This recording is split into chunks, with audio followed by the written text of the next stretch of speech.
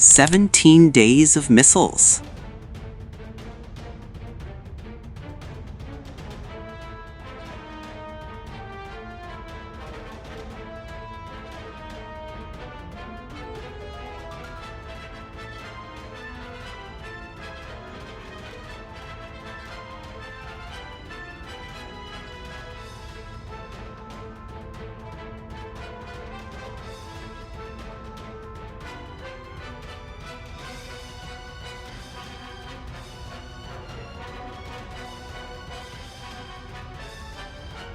Day 17. 17 days of missiles, drones, burning oil facilities, and closed shipping lanes. And right now, at this moment, two completely opposite things are being said about this war, both by people with access to classified intelligence briefings, satellite imagery, and live battlefield data. The United States Secretary of Defense says Iran's military has been destroyed. Finished. Combat ineffective. Iran fired missiles at the U.S. Embassy in Baghdad the next morning. Somebody is not telling the truth. In the next 13 minutes, I'm going to walk you through exactly what happened, exactly what was said, and exactly what the verified facts on the ground look like right now. And I'm going to do it from both sides, because the gap between what is being claimed and what is actually happening exists on both sides of this war. Stay with me. 0:55 to 3:30. Let us start with the United States, and let us use exact words, exact dates, and exact names. No paraphrasing, no interpretation. Just what was said. Day 3 of this war, March 3rd, 2026. President Donald Trump walked into a press briefing and said this: just about everything's been knocked out. Iran has no navy, no air force, no air detection, no radar. No navy, no air force, no radar. Those were his exact words on day 3. Day 6, March 5th. CENTCOM. Commander Admiral Brad Cooper stood at a podium alongside Defense Secretary Pete Hegseth and laid out the numbers. Iranian ballistic missile attacks, down 90% from day 1. Iranian drone attacks, down 83%. He said American and allied forces had struck nearly 2,000 Iranian targets in 6 days. He said Iran's ability to rebuild was being systematically dismantled. Day 12, March 11th. Cooper announced the destruction of Iran's last Soleimani-class warship, an entire class of Iranian vessels. 4 ships, gone from the battlefield permanently. Over 60 Iranian ships total, sunk, destroyed, or put out of action. Day 14, March 13th. Pete Hegseth delivered the most definitive statement of the war so far. Never before has a modern, capable military, which Iran used to have, been so quickly destroyed and made combat ineffective. Which Iran used to have, past tense, used to have. That statement was made on March 13th, 2026, at a formal Pentagon press briefing, on camera to reporters from every major news organization in the world. Now I'm going to tell you what happened next. 3:30 to $6 March 13th, same day as Hegseth's statement. Iran launched a coordinated multi-force offensive. Not a missile volley, a coordinated offensive. IRGC Navy, Iranian Army ground units, Hezbollah and Lebanon, all moving simultaneously, all hitting targets. On the same day, the Pentagon declared Iran combat ineffective, March 14th. The morning after, a missile punched through Baghdad's green zone. It hit the helipad inside the United States Embassy compound. A thick column of black smoke rose from inside the diplomatic facility. Part of the embassy's own air defense system was destroyed in the strike. March 15th. Iran launched coordinated strikes combining drone waves and ballistic missiles at Israeli territory. 58 people were hospitalized in a single Israeli city from one missile impact.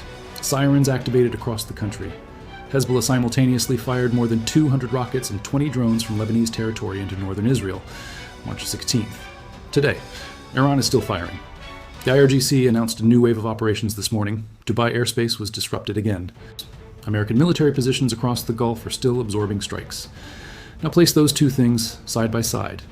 March 13th, U.S. Secretary of Defense announces Iran's military is destroyed and combat ineffective. March 14th, Iran fires a missile into the U.S. Embassy in Baghdad. March 15th, Iran coordinates a multi-front offensive across Israel and Lebanon simultaneously. March the 16th, Iran launches a new wave of strikes, 4 consecutive days of military action from a military that was declared finished. That is the contradiction at the center of this war, and it requires explanation. 6 hour to 8:30. Here is where honest analysis separates itself from cheerleading for either side. The United States military is not lying when it says Iranian missile attacks are down 90%. That number is real. Iran began this war at an estimated 480 missile and drone launches per day. By day 7, that number had fallen to approximately 40 per day. The math is accurate. The degradation is real, but 40 per day is not zero. 40 missile and drone launches every single day, sustained across 17 days, targeting U.S. military positions in 6 different countries simultaneously. That is not a finished military. That is a reduced military, still operational, still targeting, still causing casualties. The United States military is also not lying when it says it has struck and destroyed enormous amounts of Iranian military infrastructure. 6,000 targets struck since February 28th, over 60 ships destroyed. Ballistic missile production facilities hit, underground launch complexes targeted, air defense systems degraded. All of that is real and documented. But here's the critical distinction that is not being clearly explained in any public briefing. Destroying production capability is not the same as destroying existing stockpile. Iran entered this war with a pre-existing stockpile of thousands of missiles. Pre-war assessments from multiple independent defense institutes placed that number in the several thousands range. The exact figure was never publicly confirmed, but no serious analyst put it below 1,000. You cannot destroy a stockpile of several thousand missiles in 17 days through airstrikes, not when those missiles are stored in hardened underground mountain complexes, dispersed across mobile launchers, and pre-positioned in facilities specifically designed to survive aerial bombardment. What American strikes can do, and are doing, is hitting the factories, the supply chains, the launch infrastructure, and the command networks that allow Iran to replenish and sustain its missile force over the long term. That is strategically significant, but it is not the same as saying the missiles are gone. They are not gone. The rate of fire has collapsed. The long-term replenishment capability is being dismantled, but the stockpile that existed on February 28th, whatever remained after 17 days of strikes, is still being used. That is the explanation, and it is not a comfortable one for either side. Let me be precise about where specific statements break down against the documented timeline. Trump said on March 3rd that Iran had no navy, no air force, no radar, no detection systems. On March 10th, 7 days later, CENTCOM announced new strikes on a ballistic missile manufacturing facility that was still producing. On March 11th, 8 days later, they announced destroying the last of 4 Soleimani-class warships. If Iran had no navy on March 3rd, what ship was destroyed on March 11th? The timeline does not hold. The Israeli military stated that 75% of Iran's missile launchers, approximately 300 units, had been destroyed. Iran is currently executing Wave 49 of Operation True Promise. Wave 49. If 75% of all launchers are gone, the remaining 25% has sustained 49 consecutive waves of strikes against American and Israeli positions across 6 countries simultaneously. Either the pre-war launcher count was dramatically larger than the 300 figure implies, or 25% of a degraded launcher force is more capable than the headline number suggests. Neither reading matches the framing of a missile campaign that is essentially over. Hegseth said on March 13th that the Strait of Hormuz was in great shape and that America had knocked out all of Iran's boats. As of today, March 16th, the strait remains functionally closed to commercial traffic. Brent crude is trading above $100 per barrel, nearly 40% above pre-war levels. The International Energy Agency has authorized the largest emergency petroleum reserve release in its 52-year history, 400 million barrels, and oil prices have not returned to pre-war levels.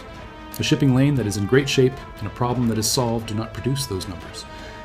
10:15 to 11:45. Iran is not providing an accurate picture either. Let me be equally precise about that. Iran claims precision strikes on American military targets. In reality, drone and missile fragments from intercepted munitions have caused civilian casualties and infrastructure damage across Bahrain, Kuwait, and the UAE, in areas with no military installations. 32 civilians were injured in a single residential district in Bahrain. Hotels were struck in the UAE. Dubai International Airport was hit twice. None of those are military targets. Iran claims its missiles are penetrating American air defenses at meaningful rates. The UAE's own official accounting shows 172 ballistic missiles intercepted out of 172 fired at Emirati territory. 755 drones intercepted. All 8 Pava cruise missiles in the latest wave stopped. Those interception numbers do not support the penetration narrative Iran is projecting. Iran's IRGC claimed on day 3 that their missiles had directly hit Netanyahu's office building in Tel Aviv. Israeli media confirmed 0 impact near that location. No damage, no crater, no evidence. The claim was simply not true.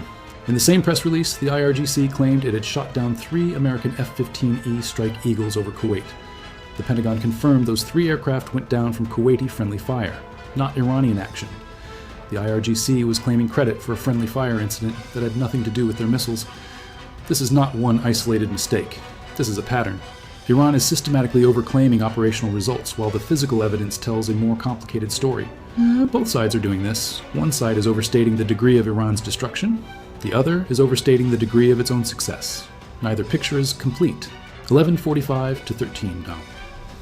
So here's the verified picture as of March 16th, 2026, day 17. Iran's missile launch rate has fallen approximately 90% since day one.